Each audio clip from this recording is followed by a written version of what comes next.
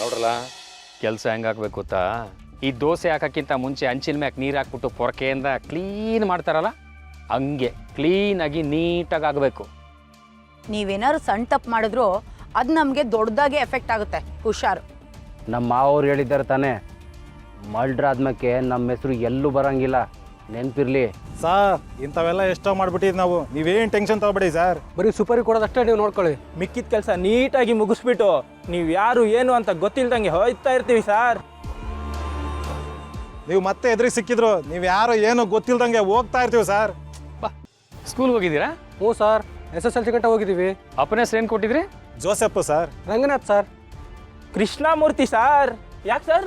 ಅಲ್ಲ, ನಿಮ್ಮ ಮಾತು ಕೇಳಿ ನೀವು ಅವ್ರಿಗೆ ಹುಟ್ಟಿದ್ದೀರ ಅಂತ ಪ್ರೂವ್ ಆಗೋದು ಬಿಡಿ. ಅಪ್ಪಂಗೆ ಹುಟ್ಟಿರೋ ಮಾತಾಡಿದಂತ ಅಣ್ಣ ಹೇಳ್ತಾವನೆ. ಇವ್ರು ಸ್ವಲ್ಪ ಹೀಗೇನೆ. ಮೈಸೂರಿಗೆ ಹೋಗ್ಬೇಕಂದ್ರೆ ನೇರವಾಗಿ ಹೋಗಿ ಅಭ್ಯಾಸನೇ ಇಲ್ಲ. ಮೊದಲು ಬೆಂಗಳೂರಿಗೆ ಹೋಗಿ ಆಮೇಲೆ ಮೈಸೂರಿಗೆ ಹೋಗ್ತಾರೆ.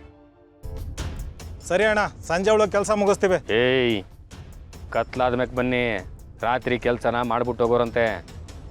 ಸುಮ್ಕೆ ಅಲ್ಲ, ಆ ನನ್ನ ಮಗ ಪೆದ್ದ ದೊರೆ ದೊರೆ ದೊರೆ ಅಂತ ಬೀಗ್ತವನೆ. ರಾತ್ರಿ ಎಷ್ಟೊತ್ತು ಗಂಟೆ ಯಾರ ಬರಲಿ, ಆ ರಾಣಿ ನ್ಯಾಯ ಪಂಚಾಯತಿ ಮಾಡಿ ಕಳಿಸ್ತಾಳೆ. ಅದಕ್ಕೆ ನೀವು ಬರುವಾಗ ಗಂಡ ಹೆಂಡತಿ ಮಾವನ ಗೆಟಪಲ್ಲಿ ಬನ್ನಿ. ಹೆಣ್ಣಿನ ವೇಷ ಹಾಕೊಳ್ಳೋದು ಭಾರಿ ಕಷ್ಟನಪ್ಪೋ. ಯಾರು ಹೆಣ್ಣಿನ ವೇಷ ಹಾಕೋತಿರೋ ಹುಷಾರಾಗಿ ನೋಡ್ಕೊಂಡು ಹಾಕೊಳ್ಳಿ. ಆಮೇಲೆ ಸೀರೆ ಉಟ್ಕೊಂಡಿರೋರು ಹೆಣ್ಣಿನ ದನಿಲೇ ಮಾತಾಡಬೇಕು. ನಮಗೆ ಕಷ್ಟ ಆಯ್ತತೆ, ಕಷ್ಟ ಕೊಡ್ತಾವ್ರೆ ಅಂತ ಜೋರಾಗಿ ಅಳಬೇಕು. ಆಗ ಅವರು ಸಮಾಧಾನ ಮಾಡೋಕ್ಕೆ ಅಂತ ಬರ್ತಾರೆ. ಗ್ಯಾಪ್ ನೋಡ್ಕೊಂಡು ಚುಚ್ಬಿಡಿ. ರಕ್ತ ಆಚೆ ಬಂದು ಜೀವ ಹೋದ್ಮೇಕೇನೆ ನೀವು ಮನೆಯಿಂದ ಆಚೆ ಹೋಗಬೇಕು. ಇಷ್ಟು ಹೇಳಿದ್ದೀರಲ್ಲ, ನೋಡ್ತಾ ಇರಿ. ಕೆಲಸ ದಾವಣಗೆರೆ ಬೆಣ್ಣೆ ದೋಸೆ ಎತ್ತದಂಗೆ ಈಜಿಯಾಗಿ ಮುಗಿಸ್ಬಿಡ್ತೀವಿ. ಏಯ್, ಬೆಣ್ಣೆ ಹೊಸಿ ಕಮ್ಮಿ ಹಾಕಿರಲ್ಲ, ಇಲ್ಲಾಂದರೆ ಚಾಕು ಜಾರ್ ಹೊಂಟೈತದೆ. ಹಾಂ, ಹೋಗ್ರಿ. ಸರಿ ಸರ್, ಬರ್ತೀವಣ್ಣ. ಇವತ್ತು ಮನೇಲಿ ನಡೆಯೋ ರಕ್ತಪಾತ ನೋಡಿ ನಾನಂತೂ ಕಣ್ ತುಂಬ್ಕೊಳ್ತೀನಿ. ಅಯ್ಯೋ ಅತ್ತಿಗೆ, ರಕ್ತನ ಯಾಕೆ ಕಣ್ಣು ತುಂಬ್ಕೋತೀರಾ? ಕಣ್ಣೆಲ್ಲ ಕೆಂಪು ಹಾಕಿಲ್ವಾ? ಏಯ್, ಅಮ್ಮಿಕೊಂಡಿರಲ್ಲ. ಇವತ್ತು ಸುರಿಯೋ ರಾಣಿ ಮನು ರಕ್ತ ನಮ್ಮ ಪಾದ ಸೋಂಕಬೇಕು. ಆಗಲೇ ನಂಗೆ ಸಮಾಧಾನ ಆಗೋದ.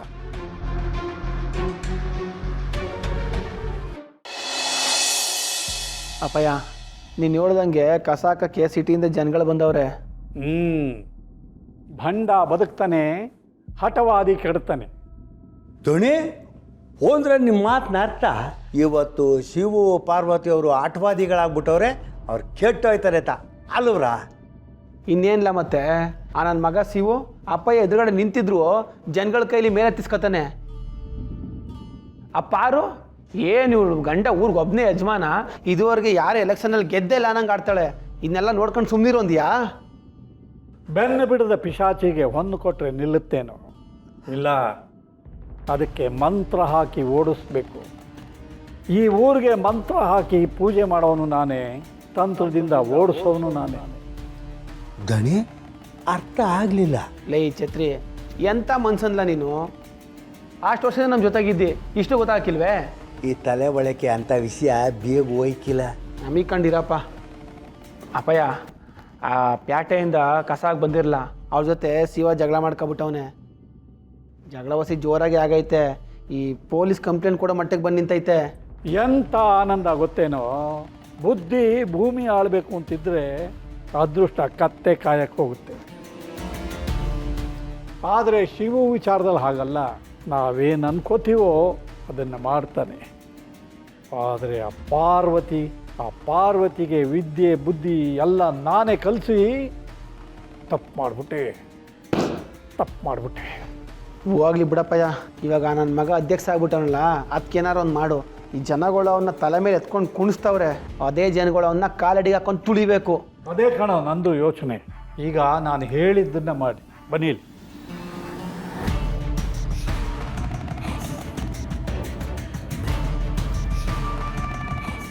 ಇದು ನನ್ನ ಯೋಚನೆ. ದಣಿ ನಿಮ್ಮ ಪಾದಗಳ್ದ ಫೋಟೋ ಜೆರಾಕ್ಸ್ ಮಾಡಿ ಮಡಿಕೊಬಿಡ್ತೀನಿ. ಪದೇ ಪದೇ ನಿಮ್ಮ ಪಾದಕ್ಕೆ ನಮಸ್ಕಾರ ಮಾಡೋಕ್ಕಾಗಿಲ್ಲ, ಸೊಂಟ ನೋಯ್ತಿದೆ. ಲೈ ಛತ್ರಿ, ಅಮಿಕ ನಡಿಲ್ಲ ಕೆಲಸವೇ ಮಾಡೋಕ್ಕೆ.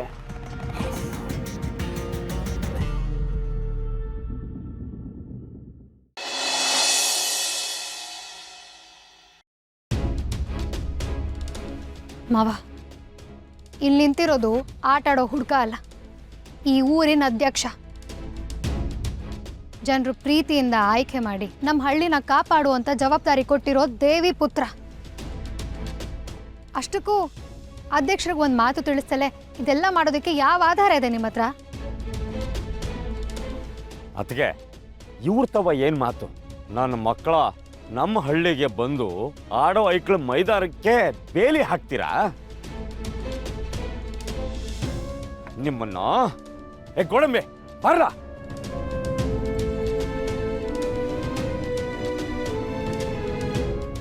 ಏಯ್, ಎಷ್ಟ ಧೈರ್ಯ ನಿನಗೆ? ನನ್ನ ಮುಂದೆನ ಬೋರ್ಡ್ ಕೇಳ್ತೀಯ?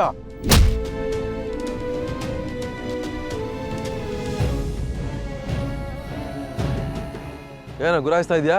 ಹೊಡಿತೀಯಲ್ಲ? ಲೈ, ಕರೆಸಲ್ಲ ಹುಡುಗರನ್ನ. ಇವನು ಕಂಪ್ಲೇಂಟ್ ಕೊಟ್ಟು ಜೈಲಿಗೆ ಹಾಕಿ ಮುದ್ದೆ ಮುರಿಸಿದ್ರೆ ಆವಾಗ ಬುದ್ಧಿ ಬರುತ್ತೆ. ಜೈಲಿಗೆ ಹೋಗೋದು ಹೋಯ್ತೀನಿ. ಹೋಗೋಕ್ಕೂ ಮುಂಚೆ ನಿನ್ನ ಹಣನ ಅಮ್ಮ ಸಣ್ಣದಾಗ ಹಾಕ್ಬಿಟ್ಟೆ ಹೋಯ್ತೀನಿ. ಮಾ ಕಾಳವ ಇರೋ ಈ ಪವಿತ್ರ ಊರನ್ನ ಕಸ ತೊಟ್ಟಿ ಮಾಡಬೇಕು ಅಂತ ಅನ್ಕೊಂಡಿದ್ದೀರಾ?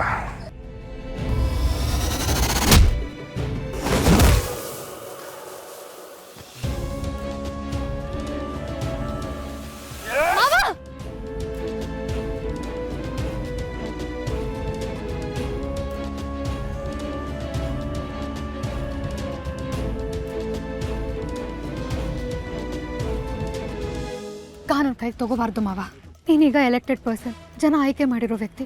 ಹೀಗೆಲ್ಲ ಮಾಡೋದು ತಪ್ಪಾಗುತ್ತೆ ಮಾವ.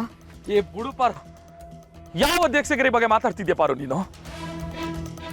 ಇಂಥ ನನ್ನ ಮಕ್ಕಳು ಚರ್ಮ ಸುಲಿದು ಬಾವುಟ ಮಾಡ್ಕೊಂಡು ಓಡಾಡ್ಬೇಕು. ಅವಾಗಲೇ ಇಂಥ ನನ್ನ ಮಕ್ಕಳು ಇನ್ನು ಮುಂದೆ ನಮ್ಮ ಊರಿಗೆ ಕಾಲಿಡಕ್ಕೆ ಯೋಚನೆ ಮಾಡ್ತಾರೆ. ನನ್ನ ಮಕ್ಕಳು ಯೋಚನೆ ಮಾಡ್ತಾರೆ. ಏಯ್, ಯಾರನ್ನ ಕೇಳಿ ಊರಿಗೆ ಬಂದಿದ್ದೋ? ಯಾರನ್ನ ಕೇಳಿ ಊರಿಗೆ ಬಂದಿರೋದು?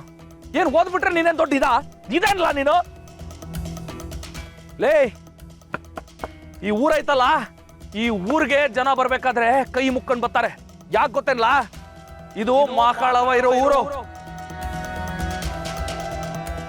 ಅಂತ ಊರಿಗೆ ಪ್ಯಾಟೆ ಮಂದಿ ಕಳಿಸಿರೋ ಕಸನ ಇಲ್ಲಿ ತಕ ಬಂದು ಸುರಿಬೇಕು ಅನ್ಕೊಂಡಿದ್ದೀರಾ? ಯಾವ ಸರ್ಕಾರ ಹೇಳಿದಿದ್ನ? ಯಾವ ಸರ್ಕಾರ ಹೇಳಿದಿದ್ನ?